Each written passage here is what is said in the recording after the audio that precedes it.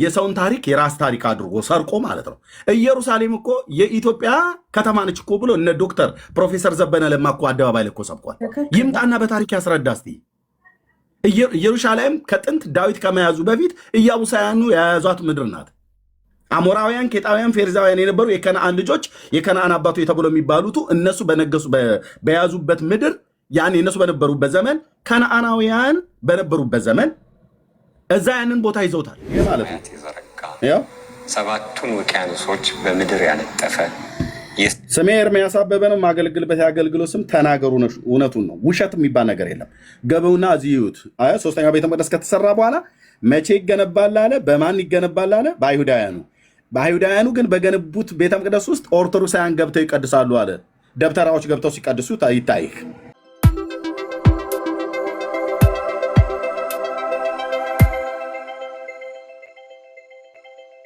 አይደለም።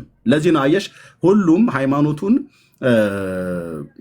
አሁን ክርስትናው ወደ እስራኤል አምላክ ወደ እግዚአብሔር ቢጠጋ ልክ ነው። የእስራኤል አምላክ እግዚአብሔር የሰማይና የምድር ፈጣሪ እውነተኛ አምላክ ነው ብሎ ክርስትናው ዓለም ያምናል፣ እናምናለን።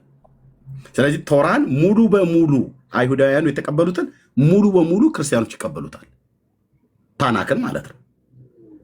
ከዛ ደግሞ ቀጥለን አዲስ ኪዳን እንቀበላለን እኛ ደግሞ ማለት ነው። አሁን እስልምና ግን የእስልምና ሃይማኖት መጥቶ ቶራን እቀበላለሁ ብሎ ቢል አይቀበልም። ከአጻጻፉ ጀምሮ ራሱ የአምስቱ ብሔረ ኦሪት ለሙሴ የተሰጠውና አጠቃላይ ታናኩን ጨምሮ ቶራ፣ ክቱቪምና ነቢይም አይቀበሉትም። አጻጻፉም አንድ አይደለም። ጻፈ ተብሎ የተባለው ሙሴ ብሎ የሚለው ሙሳ ብለው ስላሉት፣ አብርሃም ብሎ የሚለውን ኢብራሂም ብለው ስላሉት፣ ዳዊት የሚለውን ዳውድ ብለው ስላሉት እንደው የሚመሳሰል ስለመሰላቸው እንጂ አይደለም፣ አንድ አይደለም።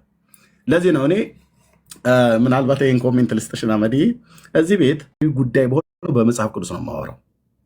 አሁን የጠየቅሽኝ ጥያቄ ራሱ አሁን በእስራኤል ውስጥ ያሉ አይሁዳውያንና ተበትነው ያሉ የጽዮን ልጆች አሉ።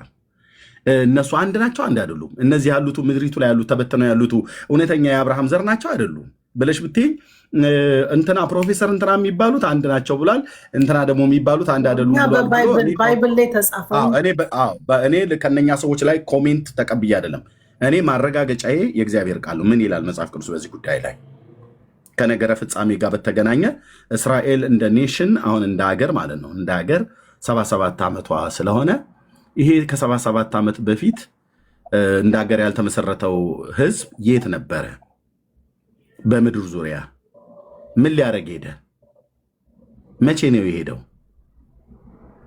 በየትኛው ዘመን ላይ ነው ወደ ራሽያ፣ ወደ አውሮፓ፣ ወደ አሜሪካ፣ ወደ ካናዳ፣ ወደ አውስትራሊያ፣ ወደ ባህር ደሴቶች በዓለም ዙሪያ የተበተነው? መቼ ነው? ምን ገጥሞት ነው የተበተነው? እግዚአብሔር ያውቅ ነበር ይሄን መበተን? ሲበተናቸው እስከ መጨረሻው ድረስ ዘራቸው ጠፍቶ በወጡበት ሀገር እንዲቀሩ ብሎ ነበር ጌታ የበተናቸው? በዚህ ጉዳይ ላይ ማን ነው ሊያስረዳ የሚችል? ከመጽሐፍ ቅዱስ የበለጠ ማንም የለም። ስለዚህ የግድ ሄጄ ኢሳይያው ነው ብዬ የምለው እኔ የግድ ሄጄ እኔ የብሉይ ኪዳን ነቢያትን እንደውም የአዲስ ኪዳን መጽሐፍትን ሁሉ ጭምር ጠቅሳለሁ። በዚህ ጉዳይ ላይ ስለ እስራኤል ሀገርነት ጌታችን ኢየሱስ ክርስቶስ የተናገረውን ሁሉ ጭምር ሐዋርያቱ ሁሉ ጭምር የተናገሩትን በማስረጃነት አመጣለሁ። እንደ ሀገር፣ እንደ ኔሽን፣ እንደ ህዝብ ሲቆሙ ጴጥሮስ የተባለው የአዲስ ኪዳን የጌታ ሐዋርያ አይሁዳዊ ነው። ጳውሎስን ጠቅሳለሁ፣ አይሁዳዊ ነው። እንደ ሀገር፣ እንደ ኔሽን፣ እንደ ሃይማኖት፣ እንደ ጂኦግራፊ የየራሳቸው መንግስት ስለ መንግስት የመንግስት መመለስ ሁሉ ጭምር የተናገሩት ማለት ነው። እኔ ሰው ፊት አይቆምም ብዬ ስል ዝም ብሎ ሐሰት ይዞ የሚቆመውን ትውልድ ነው ያልኩትኝ። እውነት አለ ብሎ የሚል ሰው ካለ ይምጣና ያውራ፣ በታሪክም በምንም። ለዚህ ነው እኔ ስልኬን ትችልሻለሁ፣ ደውይልኝ። እስራኤልን በተመለከተ ቅድሞ ወንድሜ ዴስቲኒ የተናገረዋለ። ኦኬ አሁን ያለው እስራኤላዊ እውነተኛ እስራኤላዊ አይደለም። እውነተኛ እስራኤሎች እኛ ነን ብለው የሚሉ ይቅርታ ጉሊ ለዚህ ቋንቋ የሚደነፉ ኦርቶዶክሳውያንና ጴንጤዎች አሉ እዚህ ዓለም ላይ።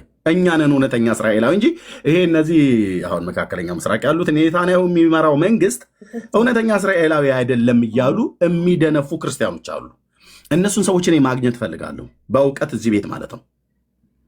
እሺ እነኚህ ክርስቲያኖች ነን ብለው ያሉት እውነተኛ እስራኤላዊ ነን ብለው ያሉት እና ይህንን ህዝብ ደግሞ እውነተኛ አይደለም ብለው ለማለት የሚያቀርቡትን ኤቪደንስ እኔ ጋር ቶራ ላይ ታናክ ማለት ነው አጠቃላይ ደግሞ አዲስ ኪዳንም ላይ ቆመው ያውሩ፣ በታሪክም በመጽሐፍ ቅዱስም ማለት ነው።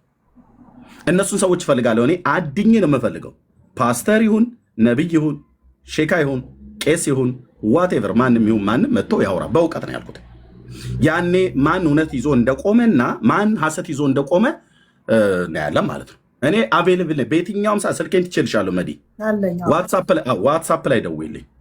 እንዲህ አይነት ኢሹ የሚያነሱ ሰዎች ካሉ ዋትሳፕ ላይ ደውይልኝ። ቤቱ የጫጫታ ቤት እንዳይሆን ያ ሰውና እኔ ፊት ለፊት ስንገናኝ ሌሎቹን ከገስት ታወርጂና ማይክ እየከፈቱ እንዳይረብሹ ዲቤት ሁሉ ጨኑ መመራውን ፈልገው። ለዚህ ነው ባለፈውም የአንድ ካናዳ ሀገር ቁጭ ብሎ የሚለፈልፍ ሰውዬ ቤት የገባሁትና የዲቤት ጥሪ ያደረኩለት ቀሚስ ያደናቀፈ ብሎ ተወው ማለት ነው።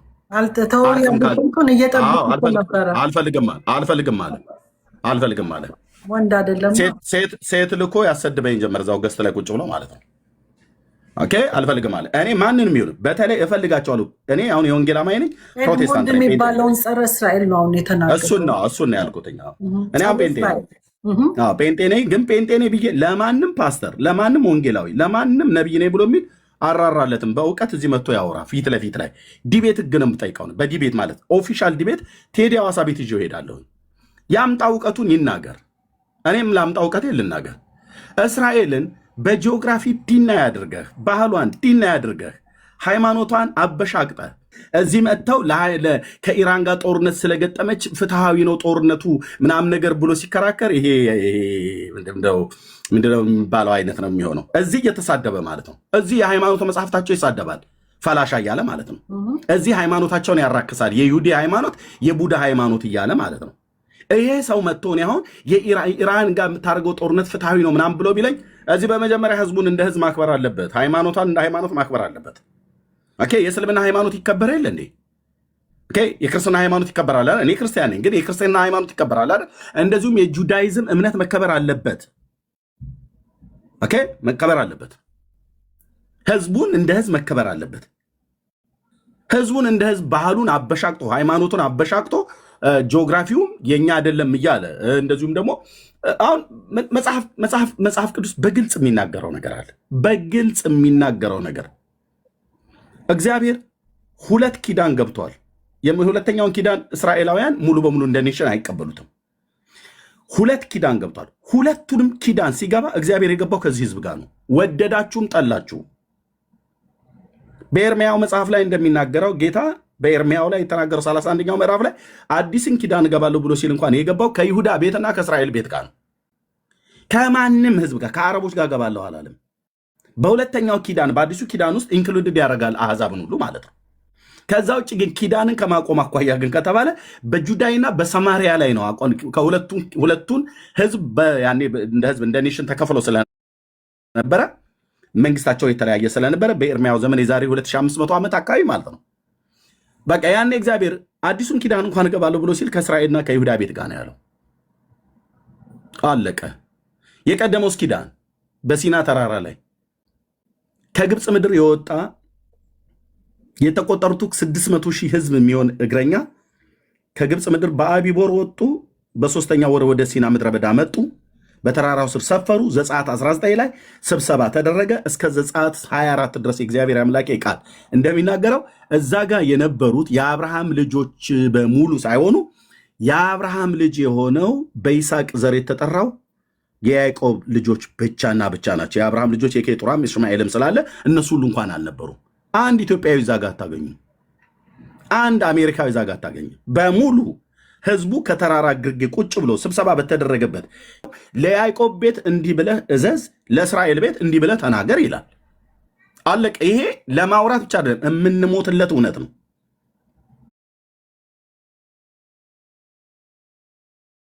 እስራኤላውያኑ ብቻ የተሰጠ የአገልግሎት ስርዓት አለ። ለምሳሌ መቅደስና የመቅደስ ስርዓትን በተመለከተ በሙሉ ለማንም ህዝብ አልተሰጠም። መቅደስ፣ ክህነት፣ ዕጣን ማጠን፣ የእንስሶችን እንደማቅረብ፣ የመቅደስ ስርዓት በሙሉ እነዚህ በሙሉ ለእስራኤል ህዝብ ብቻ ነው የተሰጠው። ወንድሞች እናቶች፣ አትላላጥ ክርስቲያን ነው ብሎ የሚለው ማን ነው የሚቆም? ይሄንን ይዞ የሚቆም ሰው ካለ ይምጣና ጥሪኝ፣ እኔ በዛ ሳለ እገባለሁ ማለት ነው። ስለዚህ ይሄ ህዝብ አይሁዳውያን እስራኤላውያኑ የተሰጣቸው የነሱ ብቻ ይሆናል። ያንን መቅደስና የመቅደስ ስርዓት አገልግሎት ጌታ የሰጠው ለነሱ ነው። ኢቭን ሮሜ መልክ መጽሐፍ ምዕራፍ 3 አሁንም ልድገም ክርስቲያኖች ለሆናችሁ የአይሁዳዊ ብልጫው ምንድን ነው ይላል ቅዱስ ጳውሎስ። በነገር ሁሉ ብዙ ነው ይላል። ይህንኑ የጻፈው ጳውሎስ ዕብራዊ ነው፣ ከነገደ ብንያም የወጣው ማለት ነው። የእግዚአብሔር ቃል አደራ ተሰጧቸው ይላል። ለማን የእግዚአብሔር ቃል አደራ የተሰጠው? ለጂውሽ አይሁዳውያን። ለምንድን ነው ዲና የሚደረገው ነው? ይህንን ህዝብ እንደ ህዝብ እነሱ አይደሉም እውነተኞች፣ እኔ ነኝ እውነተኞች ብለህ አንተ የበረሃ ወይራ ይሆን ከሩቅ ሀገር መጥተህ እግዚአብሔር በምሕረት ጠርቶ ያመጣህ ሰውዬ የያዕቆብን ልጆች የመኖር ህልውናቸውን ዲና ያድርገህ ሃይማኖታቸውን አበሻቅጠህ እየተሳደብክ አንተ እውነተኛ እስራኤላዊ ነህ፣ እነ ኔታንያሁ ግን እውነተኛ እስራኤላዊ አይደሉም ብለው ሲሉ እኔ በጣም ይገርመኛል፣ ያበሳጨኛል አልኩሽ። የእውነት ስነግርሽ መዲ እኔም ሰምቻለሁ የአዲስ ነገር እውነትን ዲና መደረግ የለበትም። ስለዚህ ምናልባት እንደዚህ ሴንሲቲቭ ከሆንሽ እኔ መድዬ ይወድሻለሁ፣ ጌታ እግዚአብሔር ባርክሽ፣ እዚህ ቤት አልመጣም ማለት ነው። ከመጣሁ ግን ሚዛኑን ጠብቆ ደግሞ በምንስማማበት ነገር እኮ አይደለም የምንነጋገረው። እኔና አንቺ በምንስማማበት ነገር ለምንድን ነው የምናወራው? እዚህ በቃ መዲ እኔና አንቺ የምንስማማበት ነገር ላይ አናወራም። በማንስማማበት ጉዳዮች ላይ ነው የምናወራው። ኦኬ፣ አሁን እስራኤልን በዚህ ከአሕዛብ መንግስታት ጋር ከምታደርጋቸው ጦርነቶች ጋር አለመስማማት በክርስቲያኑ በአይሁዳውያኑ በሙስሊሙ መካከል አለ። ስለዚህ እዚህ ቤት መምጣት ያለባቸው እስራኤል የምታደርገው ጦርነት ፍትሐዊ ነው ብሎ የሚለው ኤርሚያስ ከሆነ ፍትሐዊ አይደለም ብላ የምትለው መዲ ከሆነች ሁለታችንን እዚህ ቤት መገናኘት ያለብን። አንቺም እውቀትሽን ትገልጫለሽ በታሪክ በጂኦግራፊ ለህዝብ የእውቀት ዘመን ነው ለህዝብ በነጥብ ታስቀምጫለሽ። እኔም ደግሞ አይ እንደዚህ አይደለም ብዬ ስል የተቃራኒውን ስናገር ማለት ነው። ግን ቤቱ በጨዋነት በስርዓት መሆን አለበት ማለት ነው። አንዱ መጥቶ የፈለገውን ተናግሮ ሌላኛው በዛ ሀሳብ ላይ ሲሰጥ አንተ ማይክን ሚዩት አድርግ አስቁሚ ምናምን ነገር የሚባል ነገር አይሰራም። ለምደው አስቁሚ የሚባለው እና እኔ በመረጃ ላይ ቆመን እናውራ። እስራኤል ጂኦግራፊዋ የእሷ እንደሆነ ሁሉ ታቦቷም የእሷ ነው። ማንም ሰው ታቦት አለኝ ብሎ ስላለ አለው ማለት አይደለም። ጂኦግራፊው የእስራኤል ነው፣ ታቦቱም የእስራኤል ነው፣ መቅደሱም የእስራኤል ነው። የመቅደስ ስርዓትም በውስጡ ያሉት ሌዋውያን ካህናትም የእስራኤል ናቸው። ማንም ሰው ከኦሮሞ ከአማራ ከትግራይ ብሔር ወጥቶ እኔ ሌዋዊ ነኝ ብሎ ቢል እና ደግሞ ሌዋዊ መሆኔ ደግሞ ከያዕቆብ ዘር ነው የተገኘሁት ብሎ ቢል እኔ ስቅበታለሁ። የእውነትን ምክንያቱስ የታሪክ መስረጃ ያምጣ ሌዋዊ ለመሆኑ ማለት ነው። ለዊ ቃትና ብዙ ሰምቻለሁ እንደዛ የሚሉ እነሱ እንሞግታቸው አፍቀጅልን። እናንተ እኛኖች አይደላችሁም? እኛንን አሁን እናንተ የተረገማችሁ ናችሁ። እናንተ ክብሩን ስላላሳያችሁ ስላልተከተላችሁ ለእኛ ሰጥቶናል ብለው የሚሟገቱ ሰዎች አሁን እንደነሱ አይነቶችን ፍቀጅልን መዲ። እኔ አሁን ሌዋዊ ነኝ ብሎ የሚል ሰው ከለዊ ነገድ ነኝ እኔ ክነቱ እኔ ጋ ነው መምሬ እንትና የምባለው እኔ ነኝ ብሎ የሚል ሰው ኦኬ፣ ከለዊ ነገድነት አዎ፣ ለዊ የማ ልጅ ነው? የያዕቆብ ልጅ። ለዊ ማንን ወለደ? ቃአትና ሜራሪ ጌዳሶን። ከነዛ ከየትኛው የዘር ሐረግ ውስጥ ትመዘዛለህ? በታሪክ ታመጣልኛለህ። ያኔ አጨብጭቤ እቀበልሃለሁ በእውነት ይሄ ለዊ ነው ብዬ ማለት ነው። ካልሆነስ ዝም ብሎ የሰውን ታሪክ የራስ ታሪክ አድርጎ ሰርቆ ማለት ነው። ኢየሩሳሌም እኮ የኢትዮጵያ ከተማ ነች እኮ ብሎ እነ ዶክተር ፕሮፌሰር ዘበነ ለማ እኮ አደባባይ ላይ እኮ ሰብኳል። ይምጣና በታሪክ ያስረዳ እስቲ። ኢየሩሳሌም ከጥንት ዳዊት ከመያዙ በፊት ኢያቡሳውያኑ የያዟት ምድር ናት። አሞራውያን፣ ኬጣውያን፣ ፌርዛውያን የነበሩ የከነአን ልጆች የከነአን አባቱ የተብሎ የሚባሉቱ እነሱ በነገሱ በያዙበት ምድር ያኔ እነሱ በነበሩበት ዘመን ከነአናውያን በነበሩበት ዘመን እዛ ያንን ቦታ ይዘውታል።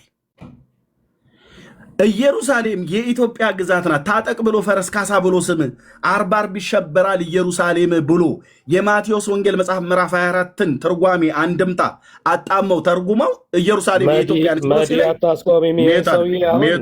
ሚዩት አድርግልኝ አንዴ ያስጨርሰው ሚዩት አድርግልኝ።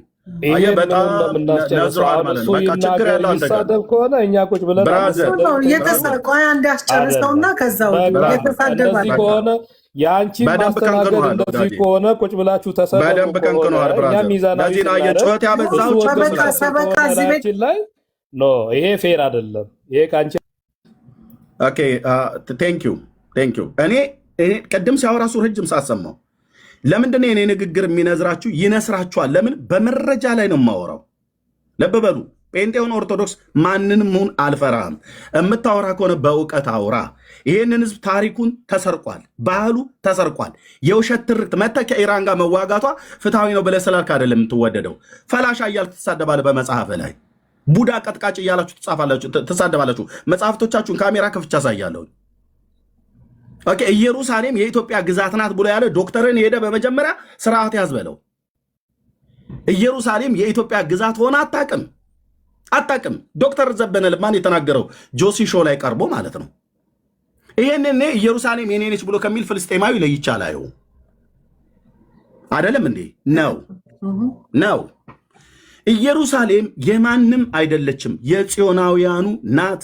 ፒሪየድ። ይሄን እንግዲህ ቢመርህም ዋጣው ጴንጤ ብትሆን እኔ ምንም ቢመርህም ዋጣው ኦርቶዶክስ ካቶሊክም ብትሆን ምንም ሙስሊም ብትሆን ምን የጽዮናውያኑ ናት ምድሪቱ። እግዚአብሔር ለአብርሃምና ለዘሩ ለዘላለም ርስት እንዲሆን የከነዓንን ምድር ሰጠው ብሎ ያለው እናንተን እንዳምን ከተፈለገ ዘፍጥረት መጽሐፍትን ታናክን መቀደድ አለብኝ ማለት ነው። አልቀደውም፣ የአምላኬ ቃል ነው፣ ነፍሴን ሰጥቼ የማገለግልበት የእግዚአብሔር ቃል ነው። ስለዚህ ታናኩ ምን ይላል? እስራኤልን ጂኦግራፊያን በተመለከተ መጽሐፍ ምን ይላል? እስራኤል ሃይማኖቷን በተመለከተ መጽሐፉ ምን ይላል? እስራኤል ባህሏን በተመለከተ መጽሐፉ ምን ይላል ነው መባል ያለበት። ታቦቱም የኛ ነው አሉ፣ ኢየሩሳሌምም የኛ ነው አሉ፣ መቅደሱም የኛ እኔ አይሰራም ከወንድሞች ናቶቼ የሰው ወርቅ አያደምቅ እንደሚባል ማለት ራስን ችለህ እዛው እንትን በል ቁም። ራስን ቻል፣ ራስን ቻይ። ክርስቲያንሙን ሙስሊም ወደ ሁሉ መጥቶ የኛ ነው ምናምን ነገር ዴር ሱልጣን የኛ ነው። ኦኬ ዴር ሱልጣን እዛ በታሪክ ስለሚታወቅ የክርስትና ቦታ ስለሆነ እስራኤልም ሪኮግናይዝ አድርገዋለች። አዎ ግብፃውያንም ኦርቶዶክሳውያን ኢትዮጵያውያን እንደውም አይሁዳውያን እኮ ሊከበሩ ነው የሚገባው። ወንድሞቼ ናቶቼ እያንዳንድ ይሄ ቦታ ያንተ አይደለም ውጣ ብላ ብትል ከዴር ሱልጣን ብታስወጣ ምን መብት አለ? ትገጥማለህ ማለት ነው ከአይዲኤፍ ጋር ያኔ ማለት ነው። ጦርነት ላይ ገብተህ ዴር ሱልጣኔ ነው በለስ አንተ በክላሽ ተዋግተህ ታስለካለህ። ግን እስራኤል እንደዛ አላለችም። አየሁ ሪስፔክት አላት ለሌሎች ሃይማኖት። ለክርስትናውም ራሱ ዴር ሱልጣኔ ነው ብለው ሲሉ የጥንት የክርስትና ቦታዎች ተብሎ የተባሉትን ጌታችን ኢየሱስ ክርስቶስ የሞተበት የተቀበረበት የተሰቀለበትን ቦታ የኛ ነው ብለው ስላሉ ማንንም የእናንተ አይደለም ብላ አላስወጣችም። ለምን? ስለሚያከብሩ እንጂ በጉልበት ቢሆን መንጥቀው ያወጣዋል። የእናንተ አይደለም መሬቱ ብለው ቢሉ ምን መብት አለ? የለም እኮ። ግን አገሪቱ ህዝቡ ግን እንደዛ አይደለም ማለት ነው። ቢያንስ ሪስፔክት አድርገው ሰጥተዋል። ስለዚህ ዴር ሱልጣን በክርስትና ሃይማኖት ውስጥ የሚታወቅ ቦታ ነው። እስራኤል ውስጥ ነው ያለው። በክርስትና ሃይማኖት ውስጥ ኦርቶዶክስ ነች የያዘችው፣ የኢትዮጵያ ኦርቶዶክስ ነች የያዘችው፣ ርስትሽ ነው ብላ እስራኤልም እውቅና ሰጣ ትጠብቃለች ማለት ነው። ስለዚህ ታዲያ አይሁዳውያኑ ሊመሰገኑ ነው የሚገባው ማለት ነው እንጂ ቡዳ እያልክ ልትሰድበው አይገባም። ቀጥቃጭ እያልክ ልትሰድበው አይገባም። ፈላሻ እያልክ ልታንቋሻው አይገባም። ፋክት እውነት አለ ሰው ብሎ የሚል ሰው ካለ መምጣት አለበት። መሬታቸውን ሰጥተው ርስታቸውን ሰጥተው ፈላሻ እያልክ ስታጣጥል በአይሁድ ሰይጣንን ነው የሚያመልከው ብለው ይላሉ። እውነት ነው። ሰይጣንን የሚያመልኩ ሰዎች አሉ በጣም ብዙ። የዝንጀሮ ዘር ናቸው፣ ኻዚር ይላሉ። ኻዚር አሳማ ዘሮች ናቸው። እንደውም ስማቸውን ለመጥራት እንኳን አፍ አውጥቶ አይናገሩም። በዛ ላይ ደግሞ ምናምን እያሉ ብዙ ስም ይሰይማቸዋል። ይህንን ብሎ የሚለው ሰውዬ ነው እዚህ ቆዳውን ለውጦ መጥቶ ለእስራኤል ደግሞ ከኢራን ጋር ለሚደረግ ጦርነት እስራኤል ፍትሐዊ ነች ምናምን ነገር ብሎ የሚናገረው ማለት ነው። ልብ በሉ። እኔ እስራኤል ውስጥ ሆነው ሰይጣንን የሚያመልኩ የሉም ብዬ አልልህም። ግን እስራኤል ሃይማኖቷ ሰይጣንን የሚያመልክ ነው። እንደዛ ነው የምትረዱት ወንድሞች እናቶቼ፣ እንደዛ ነው የምትመልክ። ኢቨን ኢየሱስ ክርስቶስን እንኳን ባያምኑት እኮ ብራዘር የእውነት የእስራኤል አምላክ እግዚአብሔር የአባቶቻችን አምላክ እግዚአብሔርን እነሱ እንኳን ስሙን እንኳን ለመጥራት በጣም ተጠንቅቀው አደል ጌታን አደል የሚያመልኩት። መሲሁን አላወቁም ማለት እግዚአብሔርን አያውቁም ማለት ነው ወይ? እግዚአብሔርስ አያውቃቸውም ማለት ነው ወይ? አይደለም። ከስሜታዊነት ወጥተን ኦኬ እኔ አሁን መሲሁን ኢየሱስ ክርስቶስ እንዲያውቁ ፈልጋለሁ፣ እጸልይላቸዋለሁ። ካገኘው በቅንነት እንደዚህ መወያያ ቦታ ካለ እናገራለሁ። ካልሆነስ መሲሁን እንኳን ባያምኑት እስራኤል ሙሉ በሙሉ ሰይጣንን ነው የሚያመልኩት አልልም የሚሉ ሰዎችም ካሉ እሟገታቸዋለሁ። እግዚአብሔርንም የሚያመልኩ አሉ፣ ሰይጣንን የሚያመልኩ አንዳንድ ሰዎች አሉ። ሰይጣንን ለማምለክ ነው እንደ በምዕራቡ ኢየሩሳሌም ቦታ ላይ ሄደው እዛ የሚጸልዩት። እሱ የሰይጣን ማምለኪያ ቦታ ነው ወንድሞች እና እህቶች። የሰውን ሃይማኖት ለማንቋሸሽ የሚሄዱበት ጥግ ማለት ነው፣ የሚሄዱበት ክፋት አይባልም። እግዚአብሔር ሰማይን በላያቸው ላይ አልዘጋም። ልብ በሉ ክርስቲያኖች፣ አይሁድን በተመለከተ ስታወሩ እግዚአብሔር ሰማይን በላያቸው ላይ ላይከፍተው አልዘጋም። እስራኤልን እግዚአብሔር ለዘላለም አልጣለውም። ልብ በሉ ለ1900 ዓመት አገርና ታሪክ አገርና ጂኦግራፊ የለውም ተብሎ የተባለ ህዝብ ተበትኖ የነበረ ህዝብ በእግዚአብሔር ምሕረትና ቸርነት በርህራሄውና አስቀድሞ በባሪያዎቹ ከብዙ ሺህ ዓመት በፊት በባሪያዎቹ በነቢያት የተናገረው ቃል ይፈጸም ዘንድ ከምድር ዳርቻ በፉጨት ሰብስቧቸዋል። ኦኬ እስላም መጥቶ ኢየሱስ ክርስቶስን እኮ ስለሰቀሉት እነዚህ ሰይጣኖች ናቸው ይላል እና እስላምን ተከትዬ አውል ሰይጣኖች ናቸው ብዬ አልልህም። ሰይጣኖች አይደሉም። እኔ ያስኩት መጽሐፍ ክርስቲያን እንደመሆነ ይመጣል ስላላወቁት ነው የሰቀሉት ይለኛል የአዲስ ኪዳን መጽሐፍ። ስለዚህ ሳያውቁት የሰቀሉትን እሱ ይቅር በላቸው ብሎ ካለ እኔ ሰይጣኖች ናቸው አልላቸውም። ማልድላቸዋለሁ፣ ጸልይላቸዋለሁ፣ ለሰላማቸውም ለደህንነታቸውም ለእስራኤል ለሌላውም ትውልድ እንደምጸልይ። ክርስቲያኖች ይህንን ነው መከተል ያለብን እንጂ ኢየሱስ ክርስቶስን ሰቅለውታል ብሎ በሚል እነሱን ሰይጣኖች ብላችሁ በሉ። ኢየሱስ ክርስቶስ አለ እንደዛ ሰይጣኖች በሉልኝ አለ አላለም። ጠላቶቼ በሉልኝ አለ አላለም። ከየት አምጥተው እንደሚያወሩ አንዳንድ ሰዎች አላለም። በተለይ ክርስቲያኖች የሆናችሁ ሰዎች ተጠንቀቁ አላለም ጌታ። እነዚህ ቡዳዎች እነዚህ ካይላ እያላችሁ ሰደቧቸው አለ ጌታ አላለም። በየትኛውም የአዲስ ኪዳን መጽሐፍት ውስጥ አንድም ቦታ ላይ አታመጣም። ባርካቸው የአብርሃም ዘር ናቸውና ውደዳቸው፣ ልክ እንደ ሌላው ትውልድ እንደምጸልይላቸው ጸልይላቸው፣ ለሰላማቸው ለደህንነታቸው የሚሆነውን ነገር ሁሉ ማድረግ የሚገባን ነገር ለማድረግ እጅን ቀኝን ስጥ። የእውነት ጸልይለታለሁ፣ እኔ ጸልይላቸዋለሁ፣ ለኬኔሰቱ ለፕራይም ሚኒስትሩ እግዚአብሔርን መፍራት በልባቸው እንዲሆን ለሚያደርጉት ነገር ሁሉ በጠላቶቻቸው ላይ ብልጫ እንዲሰጣቸው እኔ ጸልያለሁ። እስቲ ተሳስተሃል በለኝ ብራዘርናና እንደ ህዝብ እንደ ኔሽን መደምሰስ መጥፋት አለባቸው ተብሎ የሚባልን ህዝብ እኔ ከደምሳሾቹ ጋር አብሬ ቆሜ ነጠላይን አላራግብም። ለምን ትደመስሰዋለህ? አይሁድን ማን ነው ደምስስልኝ አለህ? ማን የላከህ አንተ ደምስልኝ ብሎ የአይሁድን ህዝብ? አንተ እንኳን ዘርና ትውልድ አልተደመሰሰም። የአብርሃምን ዘር መታሰቢያ አሳጥተህ ከምድር ላይ ሰዶምና ገሞራን እግዚአብሔር በጥፋቱ እንደጠረገ አንተ አይሁድን ጠርገህ እንዳፋር ጎረምሳ መፋቂያን ይዘህ አዲስ አበባ ከተማ ውስጥ አስመራ ከተማ ውስጥ አንተ የሰላምን አየር እየተነፈስክ ልትኖር የእነሱን ህልውና ከልክለህ እነሱ እንደዚህ መጥፋት አለባቸው ብለው የሚሏቸው ጠላቶቻቸው ጋር አብረህ አራግበህ ቆመህ አንተ የሰላምን አየር ልትተነፍስ ብታቀው ክርስቲያኑን ማንም ሙስሊም የፈጠረህ የዚህ ህዝብ አምላክ ነው። ቻለው እንግዲህ አለቀ። የእስራኤል አምላክ ነው፣ የሰማይ የምድር ፈጣሪ፣ የምድር ዳርቻዎች ሁሉ ባለቤት ማለት ነው። ስለዚህ ክርስትና ውስጥ ሆኖ ተዛብቷል። ስለዚህ ህዝብ ስለ እስራኤል ህዝብ የሚሰጥ አንዳንድ አስተምሮት ማለት ነው። እነሱ ሌሎች መኖር ህልውናቸው ተፈቅዶላቸው ይህንን ህዝብ ግን ጨፍጭፌ እኔ በሰላም የሰላም አየር ተነፍሳለሁ ብለህ የአባቶቼ አምላክ የማገለግለው ጌታ ባልከው ህዝብ ቀድመህ ትጠፋለህ። እራሳቸው እንዲያጠፉ እግዚአብሔር አሳልፎ ይሰጣል።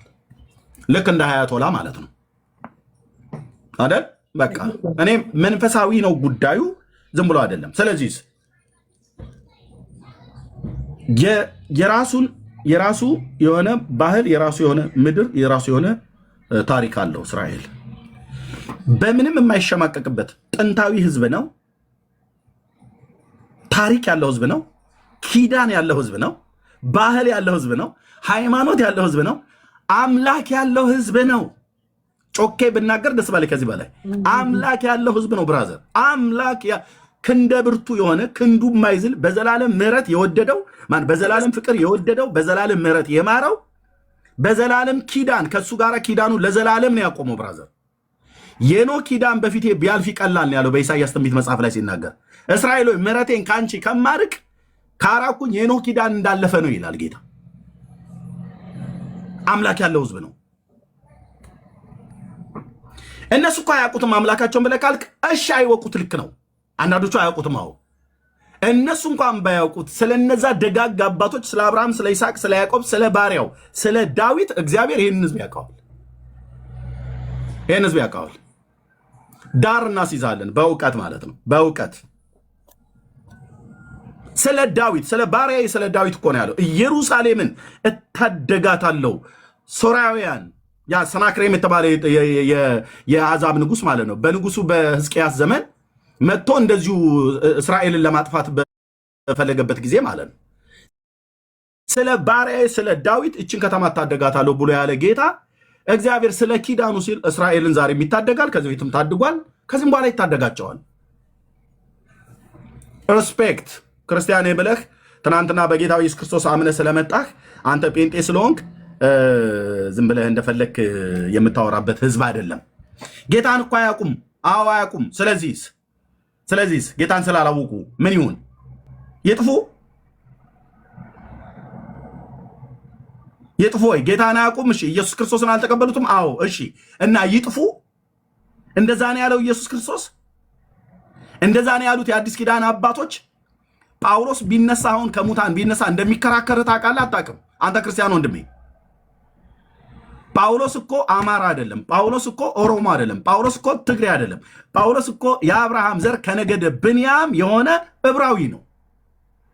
ጴጥሮስ ቢመጣ እንደሚከራከር ታውቃለህ? ዮሐንስ አይኑን አፍጥጦ እንደሚከራከር ታውቃለህ? የአዲስ ኪዳን ሐዋርያት ተወነሱን ኢየሱስ ክርስቶስ በስጋ ቢመጣ የነሱ ዘር ስለሆነ እንደሚከራከር ታውቃለህ? ይሄንን ህዝብ ላጥፋው ብለህ ብትል ዝም ብሎ ያይ ይመስልሃል? ኢየሱስ ዘራቸው እኮ ነው። በስጋ ከነሱ የተወለደ የነሱ ዘር ነው። አንተ የኢየሱስን ዘር የመሲሁን ዘር አጥፍተህ አንተ የሰላምን አየር ልተነፍስ መጥተህ ታው እኔ እዚህ ሶሻል ሚዲያ ላይ የረጅም ጊዜ ቆይታ ላይ መድየሺ ስናገር ከብዙ አቅጣጫ ከብዙዎች ጋር በውስጥም በውጭም ተናግሬያለሁ። እግዚአብሔር እስራኤልንና ዘሩን ለዘላለም ይባርክ። እንደዚህ ነው የምባርከው፣ ተንበርክኬም ቆሜም የትኛውን ቦታ ላይ እንደዚሁ እግዚአብሔር ኔሽንን ፍልስጤማውያንንም ይባርክ። ስለመባረክ ከሆነ እንደ ክርስቲያን ለማናቸውም ነው የምጸልየው። መጥፋት አለበት ተብሎ ግን የተወሰነበት ህዝብ ነው። ጸረ ሴማዊነት እንቅስቃሴ እያረማመዱ ክርስትና ውስጥ ሁሉ ለማስገባት ፈልገዋል። አታስገባም። እኔ በዘመኔ ማለት ነው በዘመኔ እስካለው ድረስ አታስገባም። እሞግታለሁ። አንድ መተህ እስራኤል እንዲህ ነው ምናምን ነገር ብለህ ብትናገር በማስፈራራት አይደለም፣ በእውቀት እሞግታለሁ። መድኃኔዓለም ክርስቶስ ምስክሬ ነው። እሞግታለሁ በታሪክም በእውቀትም ማለት ነው። እንዲህ አይነት ሰው ካለ ይምጣ። ማስፈራራት አይደለም፣ ይምጣና ያውራ። ህዝቡ እንደ ህዝብ መኖር የለበትም። ታሪካቸው እየተበሻቀጠ ሃይማኖታቸው እየተሰደበ በምን ሞራላችሁ ነው የምታወሩት? ጌታችን ኢየሱስ ክርስቶስ በፍልስጤም ምድር ተወልዶ ይላል። ማን ነው በፍልስጤም ምድር ተወለደ ብሎ የነገረ? የትኛው ነብይ ነው? የትኛው ሐዋርያ ነው ያለ? ይሄ ማለት ምን ማለት እንደሆነ ይገባኛል። ምድሪቱ የእስራኤል ሳይሆን የፍልስጤም ነው። የፍልስጤም ምድር የሚባል የለም። ብራዘር እውነቱን ልንገርህ፣ የለም። ካለም አምስቱ የፍልስጤም መኳንንቶች የተባሉት ጋዛ፣ አስኬሎና፣ አቃሮን፣ አዛጦን፣ ጌት እነኚህ ናቸው። ፋክት። ማን ነው ይህንን የተናገረው? ኢያሱ የነዌ ልጅ ምዕራፍ 13 ላይ ኢየሱስ በቤተልሔም በይሁዳ ነው ተወለደ ብሎ የሚለው በነቢያትም በአዲስ ኪዳንም ሐዋርያት። እንዴት ነው አንድ ክርስቲያን የሆነ ሰው መድረክ ላይ ልሰብክ ወጥተህ ኢየሱስ በፍልስጤም ምድር ተወለደ ብለህ የምትለው? የለም እኮ ወንድሞች፣ ለምን ይሁዳ ብለህ አትጠራም? በይሁዳ ቤተልሔም በኤፍራታ ነው የተወለደው ጌታ። እና በዚህን ያህል ልክ ታሪካቸውን ለማጥፋት የሚፈልጉ ሰዎች ካልሆኑ በስተቀር ኢየሱስ ጌታችን የተወለደው በይሁዳ ቤተልሔም በኤፍራታ ነው። ዘሩ አይሁዳዊ ነው። ኢየሱስ ራሱ ዘሩ እስራኤላዊ ነው። ፒውር እስራኤላዊ ነው። ፍልስጤማዊ አይደለም። የአረብ ሰው አይደለም። ፒውር አይሁዳዊ ሰው ሆኖ ነው የተወለደው። አለቀ። እና ባህላቸውን አናበሻቅጥ። የሌላውን ባህል እንደምናከብር የኛ እንዲከበርልን እንደምንፈልግ ሃይማኖታቸውንም አናበሻቅጥ። የሌላውን ሃይማኖት እንደምታከብረው የአይሁድንም ሃይማኖት እናክብር። ኦኬ፣ በፍቅር ወንጌል እነግራቸዋለን። አመሰግናለሁ። ይሄ ነው። ሁለት ሀሳብ እናገር። አንዴ ዳንኤል ገብቷል። እሱ አንዴ ያውራና ከዛ ወዲህ አንተ ታውራለህ ሰለሞን። እሺ ዳንኤል ሰላም ብለናል። እንዴት ነህ? ሰላም ጤና ይስጥልኝ። እንደምናችሁ? ቦኬርቶ እኔ ብዙ የምናገረው የለም ወንድሜ፣ እግዚአብሔር ባርክህ። እኔ ቤተ እስራኤል ነኝ፣ ይሁዳው ነኝ። ስለ እስራኤል ስለገደፍኩ ምናምን ሳይሆን እውነቱን መናገሩ ብቻ፣ ሌላ ለመጨመር አያስፈልግም። እንግዲህ ቴሌፎን እየገባብኝ እና ብዙ ቢጨምሩት እርግጥ አንዳንድ ነጥቦች ቢጨምሩ ሊኖር ይችላል፣ ግን የተናገሩ እውነቱን ስለሆነ ብቻ አመሰግናለሁ ወንድሜ። እግዚአብሔር ስለዚህ በላይ መጨመር መጨማለቅ ነው። እውነቱን ነው። እያንዳንዱ እስላም ሆነ ክርስቲያንም ሆነ ቤተ እስራኤልም ሆነ ሃይማኖቱን የአንዱን ሃይማኖት ሲያከብርለት እኮ ነው። እኔ ለምሳሌ የክርስቲያን ሃይማኖት ተጠላሁኝ ክርስቲያን ስለሆነ ይገደል ብዬ የምናገር ተሆነ የኔ ሃይማኖት ትክክለኛ አይደለም ማለት ነው። ወይም እስላምም እንደዚያ ሃይማኖቶቻችን ሁላችን ባለው በአይነቱ ሆኖ መከበር አለበት። መጨረሻ ለአንድ ፈጣሪ ነው ሁላችንም የምናምን እና እግዚአብሔር ይስጥ ወንድሜ። እዚህ ላይ መጨመር ምንም አያስፈልግም። ቴንኪው። እሺ እናመሰግናለን። ሰለሞን አንዴ በልና ደስተንም የሆነ ደቂቃ ሰጥቻችሁ ከዛ ወዲህ እኔም አይኔን ትንሽ እያመመኝ ነው። ሶሪ አንቺ ደግሞ አይንሽን እንትን አለርጂክ አለብኝ። አለርጂክ የተነስቶ እንደዚህ መተኛት አለብሽ። አለርጂክ ስላለብኝ ነው። ኦኬ እሺ ቴንኪው ሰለሞን። እሺ አመሰግናለሁ ሜድዬ። ረጅም ሰዓት ተቀመጥን። እኔም ኦልሞስት ነጋል 12 እና 10 ጉዳይ ይሆናል። ቴንኪው ኤርሚ ጌታ አምላክ ይባርክ። ቆንጆ የሆነ መጽሐፍ ቅዱሳዊ ትንታኔ ነው የተናገርከው። ቅድም መድዬ ከ2 ሰዓት በፊት ያልኩሽ ነገር ይሄን ነው። ስለ እስራኤል ቁጭ ብለን ስለ ብሉይ ኪዳኗም እስራኤል ስለ አዲስቷም ዘመናዊ እስራኤል ከመጽሐፍ ቅዱስም ከታሪክም አልፎም ደግሞ አዲስ ኪዳን ደግሞ አልፎም ላስት ደይ ጉዳዩ ያለው እስራኤል ጋር ስለሆነ በሰከነ መንገድ መጽሐፍትን እየመረመርን ካለውና ከሚመጣው ነገር ጋር አያይዘን ለዓለም ጭብጥ ነገር ማስያዝ አለብን ነው።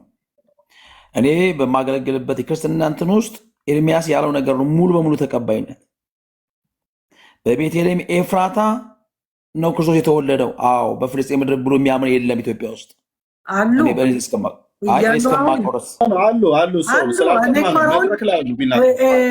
ኤርሚያስ ያለው ሁሉ። እኔ አሁን ኦክቶበር 7 በፊት ይሄ ሁሉ አንሰማም ነበረ። አሁን ስንሰማ ልናምን እኮ በጣም ይከብደናል። አሁን የእስራኤሎች ተቀምጠው እኛንን እስራኤላዎች ክርስቲያኖች ሆነው እኛንን ብለው በቃ በኮንፊደንስ የሚያወሩ በሶሻል ሚዲያ ብዙ እየታየ ነው። ይሁን ለእኛ ራሱ ለማመን በጣም ይከብዳል። በእውቀት ቀደም እንደተባለው በእውቀት ዲፌንድ ነው የምናደርገው። ምክንያቱም ራሱ ሎኬሽኑን ጂኦግራፊ አስቀምጧል። ባይብል እኮ ሙሉ ስለሆነ በኤፍራታ በይሁዳ ኤፍራታ ነው። ምክንያቱም ምዕራፍ 5 ላይ እንደተነገረው ነው። በትክክል የተቀመጠ ጉዳይ ነው። ያንን ማንም ሊከደው አይችልም ነው። ስለዚህ የኔ ዋናው ሀሳብ እኔና ኤርሚያስ ወንድሞቼም ወንጌልን የምናምን እስከሆነ ድረስ እንዴት አድርገን ወደዚህ የተቀደሰ የኪዳን ሕዝብ ውስጥ በምን እንደገባን እኛ እናውቃለን። እንዴት እንደመጣን እኛ የራሳችን የአዲስ ኪዳን ትምህርት ስላለን ወደዛ እንትን ውስጥ አልገባውም። ተቆጥቤ ነው ካይሽ ማውራ የነበረው ተቆጥቤ ነው ሳውራ የነበረው የቤቱን ሕግ እንትን ለማለት እና ኤርሚያስ ሲናገራቸው የነበሩት ሀሳቦች በጠቅላላ የመጽሐፍ ቅዱስ ጭብጥ እውነቶች ስለሆኑ ማለት ነው። ኢትዮጵያ ውስጥ የሚነገረው ተረት እኛን ከዚህ ከተረት ከድህነትና ኋላ ከመቅረት ከመናፍስ ጨዋታ ያላዳነን ተረት ስለሆነ እኔ አሁን ለሱ ጊዜና ቦታ አልሰጠውም። ስለዚህ የእስራኤል ሕዝብ ወደፊት እንገናኛለን ብዬ አስባለሁ። መድዬ ከያዕቆብ ልጆች ከእያንዳንዱ ከበረከቶቻቸው እያንዳንዱ ነገሮችን ውስጥ ገብተን እንመለከታለን። አለቀ በቃ። እስራኤልን የሚጠላ የእግዚአብሔር ስርዓት ይጠላል ብዬሻለሁ ቅድም። እስራኤል ማለት ኦፕሬሽን የእግዚአብሔር ኦፕሬሽን ነች። ምንድነው ኦፕሬሽን? የጠፋበትን የሰው ልጆችን ለመፈለግ በምድር ላይ የተከላት ባትሪ ነች እስራኤል። ይህን ነው እንደ ክርስቲያን ምናምነው እኛ። ስለዚህ ቅድም ብዙ ነገር ለመናገር አለም ቅድም ኤርሚያስ የተነትነ የነበራቸው ነገሮች ሁሉ የእምነታችን አቋም ነው።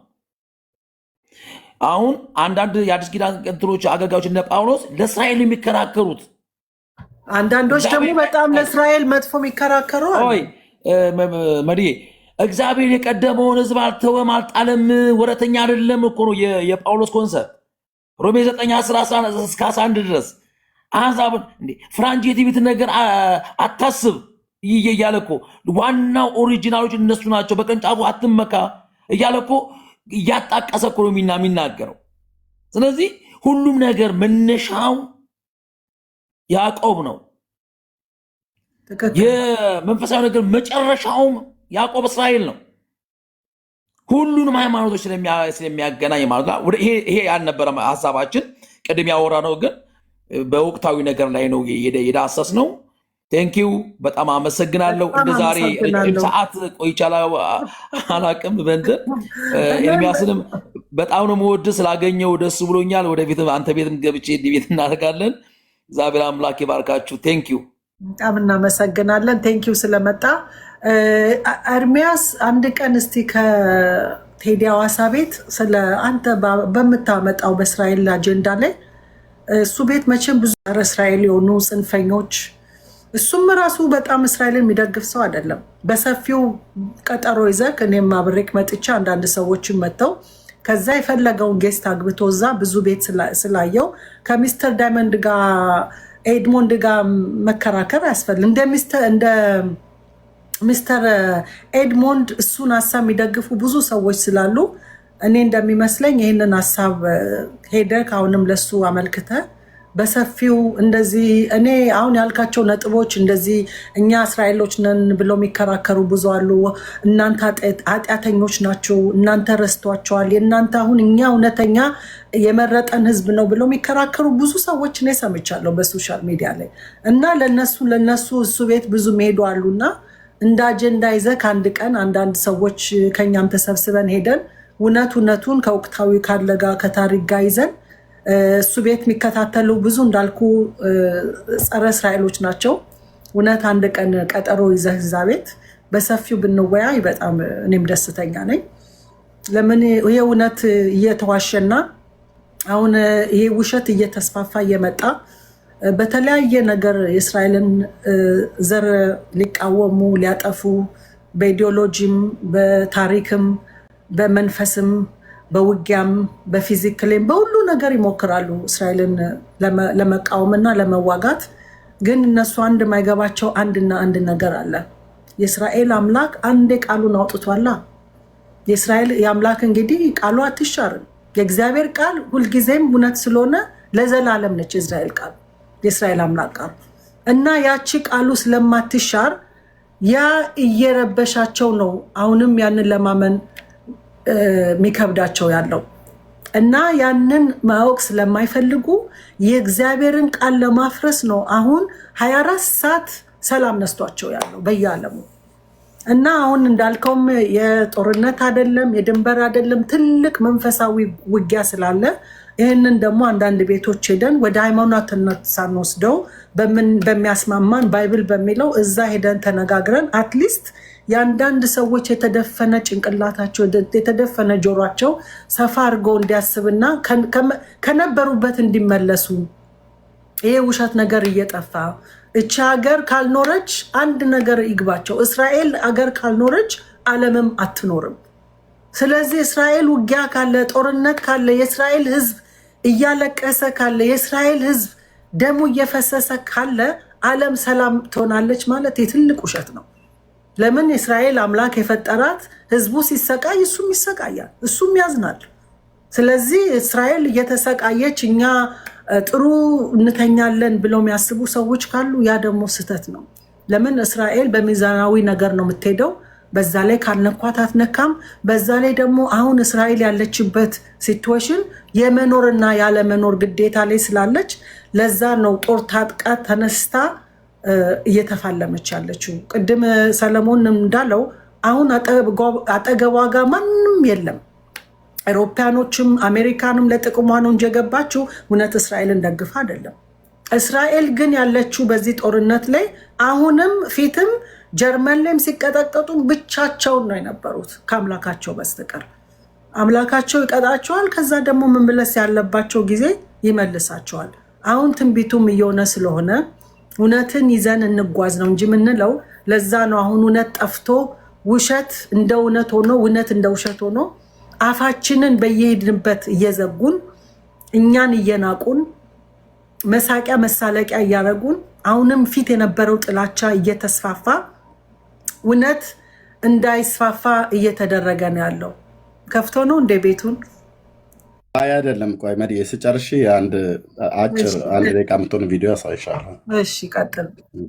ያ ሶሪ ይሄ ነው ጽንፈኛ ኤድሞንድ የሚባል የእስራኤል ዘርን ታርጌት አድርጎ 24 ሰዓት ቤቱን ከፍቶ እስራኤልን ህዝብ ቢረግጥ እስራኤል የለችም በሚል በጣም መንፈሱ የሚረብሽ ያለው ጸረ እስራኤል ዋና የኢትዮጵያ ዜጋ የነበረው ይሄ ነው ኤድሞንድ የሚባለው። ይህንን ነው መጋፈጥ ያለብን። ኦኬ እኔ እንግዲህ ብዙ ጊዜ ስለዚህ ሰው ይሄ ሰው ሲያወራ ሰምቼዋለሁኝ። መብቱ ነው፣ መቃወም እኮ ይችላል፣ መብቱ ነው። መዲ በውሸት አይደለማ፣ ውሸትን እያፈረ ግን ሲቃወም ግን እንዳልሽው በመረጃ ላይ በተደገፈ ነገር አይደለም፣ ከተቃወመም ከጠላም እና ግን ብዙ ጊዜ ሰምቼው ነበር። ለዚህ ነው የመጣው ይምጣ ብዬ የገባሁት ማለት ነው። እና በወቅቱ በነበረን ውይይት ላይ የነበረውን ነገር ሰምታችኋል። አንድም የመጽሐፍ ቅዱስ ክፍል አንድም የታሪክ ክፍል አልጠቀስም። ምክንያቱም የአቅም ጉዳይ እንደሆነበት ተረድቻለሁ። ለዚህም ነበር የዲቤት ጥሪ እዛ አቀረብኩለት። ግን ከዛ እኔ ክርስቲያን እንደመሆኔ መጠን ያውቃል። እዛ ለቤተ ክርስቲያን አባቶች ያው ይድረስልኝ ብሎ እኔ የወንጌል ሰባኪ መሆኔን ስላወቀ አገልጋይ ነውና ይሄው ክርስቲያን ሆኖ እንደዚህ ያለው ባክግራውንድ ላይ ያለው ይሄ እኔም ፎቶ ነው። ኦኬ አላየሁትም። ለቤተ ክርስቲያን አባቶች ይድረስልኛል። እኔ ነኝ እንደውም አንዱ ያደረስኩለት። እሺ አዎ የቤተ ክርስቲያን አገልጋይ ነኝ፣ ክርስቲያን ነኝ፣ የወንጌል ሰባኪ ነኝ እና ይድረስልኝ አለ። ያሳጣ መስሎ ማለት ነው። አድርሼለትም ራሱ እንኳን እኔ እንኳን አድርሼለትም አንድም ሰው ሐሳቤን ትክክል አይደለም ብሎ የተቃወመ የለም። ካለ ይምጣና ያ የቤተክርስቲያን አባት ፓስተር የተባለ ማንም ይምጣና ይቃወም። እዚህ ክፍል ላይ ስንነጋገር የተነጋገርንበትን ነገር ቆራርጦ አወጣው። እግዚአብሔር ቃል መሞገስ ሲያቀት ፖለቲካ ተስራ ነበር ያልኩት፣ ግን ቆረጠው። ስሙት ቀጥሎ ገር ከፀሐይ በታች አጥፋ የሚለው አባባል ዛሬ እነሱ ቢተገብሩት ልክ ናቸው ብለህ ታምናለህ? ልክ ናቸው። ያው አማሌቁ አንዱ አያቶላ ነው። ስለዚህ እሱ እስራኤልን ማጥፋት አለብኝ በ15 ዓመት ውስጥ ብሎ ነበር። እሱ ቀድሞ ጠፋ ማለት ነው። ስለ አያቶላ ብቻ አይደለም ክፍሉ ልክ ናቸው ነው ብዬ እስራኤልን እስራኤል እንደ ኔሽን ትጥፋ ብራዘር። እኔ ስለ ህፃናትማ የታውቀው ነው። ህፃናቱን ጭምር አይደል የሚያስተምሩት። አሁን እስራኤል መጥፋት አለባት እያሉ እኮ አንተ አሁን ያንተን አቋም ህፃኑን ትንሹ መጥፋት አለበት እነሱ ይስማማለህ ወይ? እነሱ እስራኤላውያንን ህፃናቱን ትልቁን ትንሹን አጥፉ ብሎ አደ በትምህርት ቤታቸው በመስጊዳቸው ሁሉ ጭምር ስልጠና የሚሰጧቸው ፋክት ባገናኘኝ ጌታ ኢየሱስ ቴዲ ሐዋሳ ቤት አየ እነሱ ኔታንያሁ ፕራይም ሚኒስትሩ ተናገሩ ኬኔሴቱ ላይ አማሌቅን መጨረስ አለብን ብለዋሉ አለ። ኦኬ እሳቸው ያሉትን ንግግር አምጣ ቪዲዮን አልኩትኝ፣ አላመጣም። ኔታንያሁ ትክክል ካልሆኑ ትክክል አይደለም ብዬ እንድል አምጣ አልኩትኝ። ምክንያቱም የእሳቸውን የጠቅላይ ሚኒስትሩን ቢሮ ሚዲያውን ሰብስክራይብም ፎሎ ማድረግ ስለምከታተል ማለት ነው። ምናልባት ሁሉ ላልሰማው ይችላል። ያመለጠኝ ካለ ልስማውና ትክክል ያልሆነበት ለመናገር እስራኤልን እንደ ህዝብ እነሱ ይጥፉ ብለው ልጆቻቸውን በመስጊድና በየትምህርት ቤት ሁሉ ጭምር ስልጠና ሲሰጡ ለእነሱ ጽድቅ። የአንደኛ ሳሙኤል መጽሐፍ ምዕራፍ 15ን ተጠቅሶ ያላለቀ አማሌቃዊ የአማሌቅ ዝርያ ያለው ያላለቀ አማሌቃዊ ዝርያ ያለው ያላለቀ የተረፈ ኖሮ እስራኤል ላጥፋው ብላ ብትል የአምላክን የእግዚአብሔርን ቃል ነው የፈጸመችው። ማንም ዲና አታደርግም። ከብዙ ሺህ ዓመት በፊት እግዚአብሔር በባሪያዎቹ በነቢያት አፍ የተናገረው በነ ኢዩኤል፣ በነ ሕዝቅኤል፣ በነ ዳንኤል፣ በሌሎች በነ ዘካርያስ የተነገረው የትንቢት ቃል ገና እናንተ በአማሌቅ ላይ ይገርማል፣ ገና በአሕዛብ መንግስታት ላይ እግዚአብሔር ቀኙና የፊቱ ብርሃን ከእስራኤል ላይ ከመሆኑ የተነሳ ጠላቶቹን በእስራኤል ምድር ላይ የአሕዛብን መንግስታት የዚህ ፕላኔት ላይ የሚኖሩትን ሀያላን መንግስታትን ለዘላለም ነው የሚያደቃቸው። ተስፋ ቁረጡ፣ ገና ቀጠሮ አለ። በእስራኤል ምድር ላይ የሚሰበሰቡ በአርማጌዲዮን የሚሰበሰቡ በኢዩኤል መጽሐፍ ምዕራፍ 3 በትንቢተ ኢሳይያስ መጽሐፍ ምዕራፍ 2 ላይ በዘካርያስ 12 13 14 ላይ በሕዝቅኤል ትንቢት መጽሐፍ ምዕራፍ 38 ምዕራፍ 39 ላይ እንዲና እንደዚህ የመሳሰሉ ገና ይኸውልህ በጣም ጉምቱ የሚባሉ ትልልቅ የብሉይ ኪዳን ነቢያት የተናገሯቸው የብዙ ሺህ ዘመን የተነገረ በአሕዛብ መንግስታት ላይ በጎግና በማንጎግ በሞሳህና በቶቤል ዋነኛ አለቃ ላይ ሁሉ በተባለ ሁሉ ወደ እስራኤል ምድር ይመጣሉ። በእስራኤል ተራሮች ላይ ለዘላለም ይወድቃሉ። አታድኗቸውም። በእግዚአብሔር መቅሰፍት ይጨፈጨፋሉ። የምድር ነገስታት አታድኗቸውም። የአዲስ ኪዳን መጽሐፍት የብሉይ ኪዳን መጽሐፍት የሚናገረው ሄድ ነው። ቁጭ በልና መጽሐፍ ቅዱስ አንብብ። በመጀመሪያ እግዚአብሔር የበቀልን ቀን አዘጋጅቷል። ታውቃላችሁ በአሕዛብ መንግስታት ላይ እንደሚበቀል። በአሕዛብ መንግስታት ላይ ሊበቀል እግዚአብሔር በነ ኢሳያስ፣ በነ ሕዝቅኤል፣ በነ ዳንኤል አስቀድሞ ከዛሬ ስንት ሺህ ዓመት በፊት ማለት ነው የተናገሩት ትንቢት ገና ያልተፈጸመ አለ። አንቺ የጦር መዶሻዬ ነሽ ብሏታል ጌታ እስራኤልን። በአንቺ ነገስታትን አደቃለሁ ብሎ ያለውን በኢየሱስ ስም ብለህ እንኳን ራሱ ልታስቆሙ አትችልም። ይህን ነገር እግዚአብሔር በአንቺ ነገስታትን አደቃለሁ፣ በአንቺ ፈረሰኞችን እመታለሁ ብሎ ያላትን አንቺ መሳሪያና የጦር መሳሪያና መዶሻዬ ነሽ ያላት እኮ እስራኤልን ነው። ጠጣው የያዕቆብ ንጉሥ ለዚህ ህዝብ የተናገረውን ነገር ማንም ሰው እንኳን በሌላ ስም ጠርታለን በኢየሱስ ስም ብለህ ብትል እንኳን ይህን ጦርነት አታስቀረው። የተጻፈው ይፈጸም ዘንድ ግድ ነው። አንተ ስለ አማሌቃዊ ይገርማቸዋል። ገና እግዚአብሔር በእስራኤል ምድር ላይ የምድርን ነገስታት አሕዛብን መንግስታት እጨርሳለሁ ብሏል። ቀጠሮ አለው። ግብ ግቡ ያኔ ይሆናል ማለት ነው። ታዩታለች። ዓለም ያየዋል። ዓለም ያየዋል። ለምን እንደዚህ ብሎ የተናገረው ቃል ጌታ ይፈጸም ዘንድ ታዳጊሽ የእስራኤል አምላክ የያዕቆብ መድኃኒት እኔ እንደሆንኩ አሕዛብ ያውቃሉ ብሎ ያለው ቃል ፓኬጅ እንደሆነ ነው የተቀመጠው። ፓኬጅ እንደሆነ ወንድም አለ። ተስፋ ላስቆርጣችሁ በጣም ብዙዎቻችሁ ማለት ነው። አንተ አማሌቅን ትላለህ አይደል? የምድር መንግስታት ላይ በእስራኤል ላይ ተነስተው ሊበቀሏት ሊያጠፏት ከአራቱም የምድር ማዕዘናትን የሚመጡትን በወጡበት ይቀራሉ። ለወሬ ነጋሪ እንኳን አይመለሱም። የእግዚአብሔር የፍርድ ቀን አለ። ያ ቀን አንድ ቀን ነው። ያ ቀን ፀሐይ አይገባም። በዛን ቀን አንድ ቀን ይሆናል። በእግዚአብሔር ዘንድ የታወቀ ቀን ነው የሚሆነው። ያ ቀን የጭጋግና የደመና ቀን ነው ይላል ዘካርያስ ሲናገር። የዋይታና የለቅሶ ቀን ነው። አዎ ከእስራኤልም የሚወድቁ አሉ ጥቂቶች። ልክ ነው። ሲሶ ይወድቃል ይላል። ግን እስራኤልም ሙሉ በሙሉ ከከተማ ውስጥ አታጠፋውም። እነ ትንቢተ ዘካርያስ መጽሐፍ ምዕራፍ 12 ያኔ ገና ተፈጻሚ የሚሆኑበት ማለት ነው። ዓለም እያየ ኢየሩሳሌምን ሊነቅሉ የጽዮን ልጆች ከምድሪቷ ሊነቅሉ በሚወጡ ሰዓት ላይ እግዚአብሔር ኢየሩሳሌምን የመንገድገድ ዋንጫ አደርጋታለሁ፣ ከባድም ድንጋይ አደርጋታለሁ፣ የሚሸከሟት ሁሉ ይቆስላሉ ብሏል። ያልተፈጸመ ትንቢት ነው የምነግራችሁ ወንድሞች እናቶች። በልግባና እስቲ በኢየሱስም ብለህ ይህን ትንቢት አስቀረው። አንተ የፈለክ ጸላይ ይሆናል እኮ አይደለም። በእግር ቆመ በአናት ብትዘቀዘቅ ይህንን የትንቢት ቃል አትሽረውም። ሊፈጸም የግድ ነው። እግዚአብሔር ቀን አዘጋጅቷል። የበቀል ቀን አዘጋጅቷል። ኦኬ ዙፋኔን በኤላም ላይ እዘረጋለሁ ብሎ እንዳለ ጌታ እና እንደዘረጋ የበቀል ቀን እንዳደረገ እንደዚሁም እግዚአብሔር ዙፋኑን በኢየሩሳሌም ይዘረጋል። ኦኬ ምድር ሁሉ ከጌባል ጀምሮ ያሉት ሁሉ ጭምር በእስራኤል ላይ እያንዳንዱ የምድር ነገስታት ሁሉ መጥተው ሊወጓት ሊያጠፏት ይመጣሉ። በወጡበት ግን ይቀራሉ። ሕዝቅኤል የታመነ ነቢይ ነው።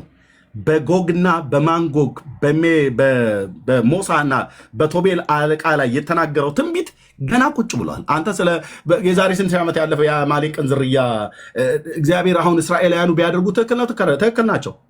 የአምላክን የእግዚአብሔርን ቃል የፈጸሙት አጠፋለሁ ብሎ ያለውን አማሌቅ ዝርያ ያለውን ሀያቶላን ቢያጠፉት የአምላክን ቃል የፈጸሙት።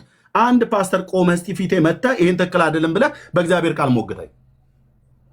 የአምላክን ቃል የፈጸሙት እኔ ክርስቲያኑ ካደረግኩት ነው ትክክል የማይሆነው። ኦኬ ስለዚህ ይሄ ሰውዬ ያገኘዋለሁ ብዬ ነበር። እሱ ሀሳቡን ያው እንደማይሆንለት ሰምቷል። በዛ ላይ ደግሞ አሁን በወቅታዊ ጊዜ ውስጥ ብዙ የሃይማኖት አባቶች ወይ ከፕሮቴስታንት የሚከታተሉ ኦርቶዶክሱን የሚከታተሉ ብዙ ውሸቶች እየተናገሩ ነው እና በዛ ላይ ደግሞ የኛ ነው ብለው በኮንፊደንስ ህዝቡን የሚያሳስቱም አሉ። አሁን ኤርሚያስ እኮ የሚናገረው እውነትና እውነት ነው።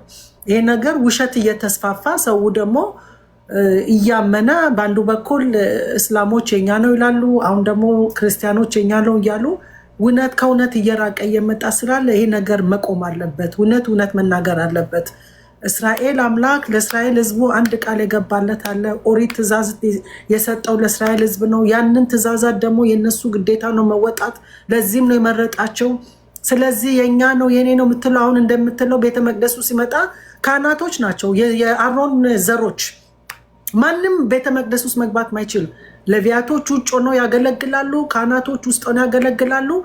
ከዛ ደግሞ ህዝቡ ውጭ ሆኖ ነው ቤተ መቅደስን እንትን የሚለው። ያ ደግሞ ከእስራኤል ህዝብ ሌላ ማንም ቤተ መቅደሱን ሊያገለግል አይችልም። የኛ ነው ብሎ አሁን ያልሽውን ቃል በቃል የ4 ኪሎ ቅድስት ሥላሴ መንፈሳዊ ኮሌጅ መምህር የሆነው መምህር መስፍን የኢትዮጵያ ኦርቶዶክስ ቤተክርስቲያን መምህር የሆነ የቴዎሎጂ ማነው አስተማሪ ነው። ቃል በቃል ምንድነው ያለው?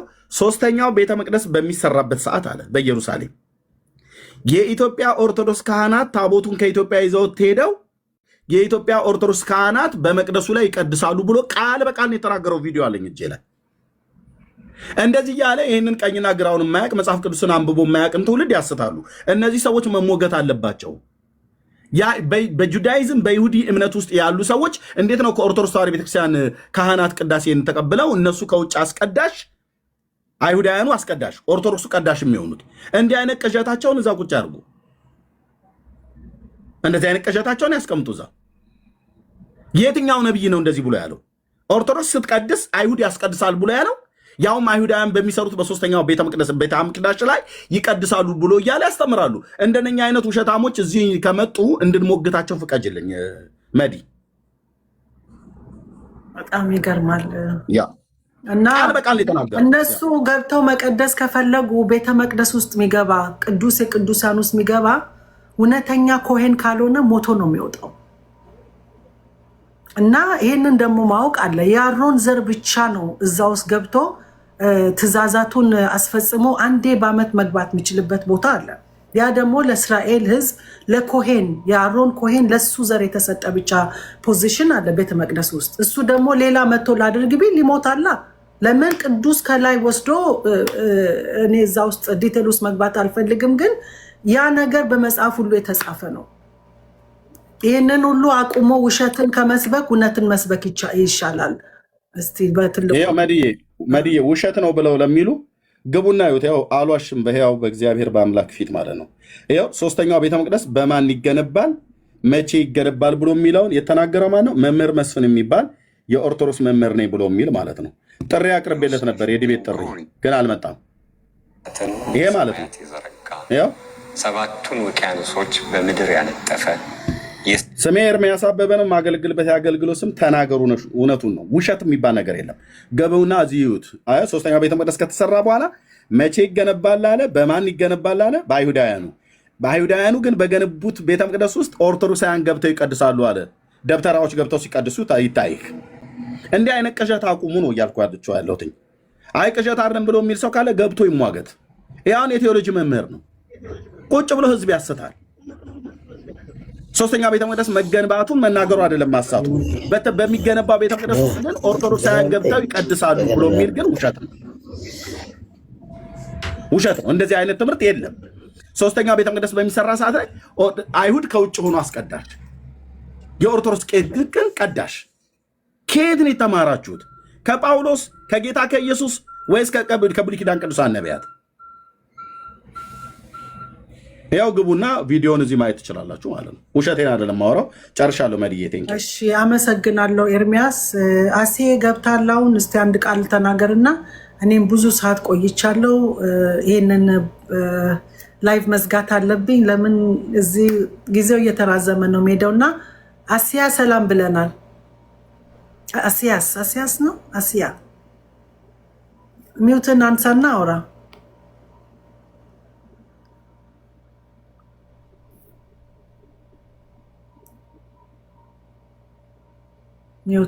ሚውትን ታነሳለን። አሲያመን ኦኬ። ማውራት ካልቻለ እታቸው ነው። ኦኬ። እኔ አሁን ሁላችሁንም ላመሰገን ፈልጋለሁ። ቴንኪው ሶ ማች ስለመጣችሁ። ይሄ ነው የተናገርነው ቅድም። ይሄ እውነትና እውነት አለ። አንድ እውነት ነው እንጂ ያለው 30 እውነት ሊሆን አይችልም። አንዳንድ ሰዎች እውነት ይዘናል ብለው ቢናገሩ ውሸቱ እውነት ሊሆን አይችልም። የተጭበረበረ ኢንፎርሜሽን ከመስማት መጀመሪያ ነገር ባይብልን ኦሪትን ሄዳችሁ አንብባችሁ ሁሉን ነገር ራሳችሁ መረዳት ትችላላችሁ። ማንንም ቄስ ማንንም የሃይማኖት አባት ሳትከተሉ አንድ እውነትና እውነት አለ። ያ እውነት የሃይማኖት አባትም ሊሳሳት ይችላል። ግን እውነቱን ይዛችሁ መሄድ የምትችሉት ራሳችሁ መጽሐፍ ከፍታችሁ ስታነቡ እውነት ጋር ስትጋፈጡ ነው። የእግዚአብሔር ቃል ደግሞ 2 እና 3 ሊሆን አይችልም። አንድና አንድ ብቻ ነው። እስራኤል አገር አለች፣ የእስራኤል ህዝቦች አሉ፣ ትእዛዛቶች አሉ ለእስራኤል ህዝቦች ያስረከባቸው። እነሱ ደግሞ እነሱ የሚወጡት የራሳቸው ትእዛዛት አለ። ለዛም ነው የመረጣቸው ያለው እንጂ ከሌላ መርጦ ሌላው ትንሽ ሌላው ትልቅ ሆኖ አይደለም። ትእዛዝ ስላላቸው ትእዛዛቸውን ማክበር የነሱ ግዴታ ስላለ ነው ለእስራኤል ልጆች ኦሪትን የሚያስረከበው። ያ ማለት ደግሞ ትልቅ ኃላፊነት ነው። ስለዚህ ያንን ትእዛዛቶችም ስላልተወጡ ነው እስካሁን ድረስ ለኛ መከራ ብዙ ያለን እና ይሄ ውሸት ኢንፎርሜሽን መጥፋት አለበት። በአረቡም ክፍል፣ በእስላሙም ክፍል፣ በክርስቲያኑም ክፍል፣ በጴንጤም በኩል እኮ ብዙ ፎልስ ኢንፎርሜሽን እየተስፋፋ ነው ያለው። አሁን ምንድነው የሚሉት? ብሎ ኪዳን ሰርዞታል፣ አዲስ ኪዳን ብቻ ነው የምንከተለው፣ እስራኤል ህዝብ የሚል የለም፣ ሁሉ ነገር ተፍቋል፣ አሁን እኛንን ያለን እኛን ተከተሉን፣ እኛንን የመረጠን ብለው የሚሟገቱ ብዙ ሰዎች አሉ። ይሄ ደግሞ ከእውነት የራቀ ነገር ነው። የአምላክ ቃል ሊሻር አይችልም፣ ሊለወጥ አይችልም። ያ ደግሞ የተሳሳተ ነገር መሆኑን ይህንን ማወቅ አለባቸው። እኛ የተመረጥን ብለው ብዙ ፕሮቴስታንቶች የሚሰብኩም አሉ። ያ ደግሞ ከእውነት ጋር የራቀ ነገር ነው። እነሱም ተሳስተው ህዝብንም እያሳሳቱ ነው። በዚህ ዙሪያ ላይ ሌላ ጊዜም እንነጋገርበታለን። አሁንም እንደሆነ ሃይማኖት መስበኪያ አይደለም ይሄ ቤት። ይሄ አንድና አንድ እውነት ለእስራኤል ህዝቦች ቃል የገባላትን እና ይችን እስራኤል የምትባል አገር በባይብል በኩል እንዴት እውነት እንዳላትና በታሪክም በኩል በአሁንም ባለው ዙሪያ ላይ ነው መነጋገር ያለብን። በሚያስማማን በኩል ፋክትን መከራከር አችልም። ፋክት ነው። የሆነ ነገር በሆነው በዛ መከራከር አንችልም። በምንስማማው ሰው በማያውቀው በዛ እየተነጋገርን ብዙ እውነቱን ማውራት እንችላለን ብዬ ማምን ሰው ነኝ። አሁንም ከኔ ጋር ስለቆያችሁ በእውነት ከልቤ ነው ማመሰግናችሁ። ለእውነት ቁሙ ነው ምለው። እስራኤልን ተው፣ ፈለስጢንን ተው። እናንተ እውነት ብላችሁ ላመናችሁት ለእውነት ግን እስከ መጨረሻው ጥግ መሄድ አለባችሁ። እውነት ደግሞ አንድ እውነት ነው እዚህ ዓለም ውስጥ ያለው የእግዚአብሔር ቃል እውነት ነው። እሱም እውነት ነው። እውነትን ይዛችሁ ብቻ ሄዱ ነው የምንለው እንጂ እኛ የተናገርነውን ብላይንድ ሊያምናችሁ እኛን እመኑን ብቻ አይደለም የምንለው። ስለዚህ እናንተ ማድረግ ያለባችሁን አርጉ። በመሳሪያም ሄዳችሁ እስራኤልን ባትታገሉ በጸሎት በአስተሳሰብ እንደዚህ እውነትን በመናገር ይሄ ራሱ ትልቅ እርዳታ ነው። ዛሬ እስራኤል የምትዋጋለችው ከእውነትና ከውሸት ከጨለማና ከብርሃን ጋር ስለሆነ ያንን ብርሃን እኛ ሁላችንም መታገል አለብን። ስለዚህ እስራኤልን መባረክ ሁሉ እሱም የተባረከ ነው፣ ዘሩም የተባረከ ነው፣ ለዘላለም ሁልጊዜም የተባረከ ነው የሚሆነው። እስራኤልን ደግሞ የሚረግም እስራኤልን ደግሞ በክፉ የሚያያት እሱም ዘሩም የተረገመ ስለሚሆን ይሄ ደግሞ እኔ አይደለም የሚለው ቃሉ ነው የሚለው። በዚህ ደግሞ እንስማማለን። ስለዚህ እስራኤልን የባረከ ሁልጊዜም ይባረካል። ስለዚህ ሰላማችሁ ይብዛ። በሌላ ጊዜ እስከምንገናኝ ድረስ ሰላም ቆዩልኝ። አመሰግናለሁ። ቴንክ ዩ መሪ፣ ተባረኪ። ሰላም መሪ፣ ቴንክ ዩ በጣም እናመሰግናለን። እስራኤል አምላክ አንቺ ጋራ ይሁን፣ አሜን። ጋራ ይሁን። አሜን። እና ይሁዳ በዱርና በበረሃ በታት ናቸው።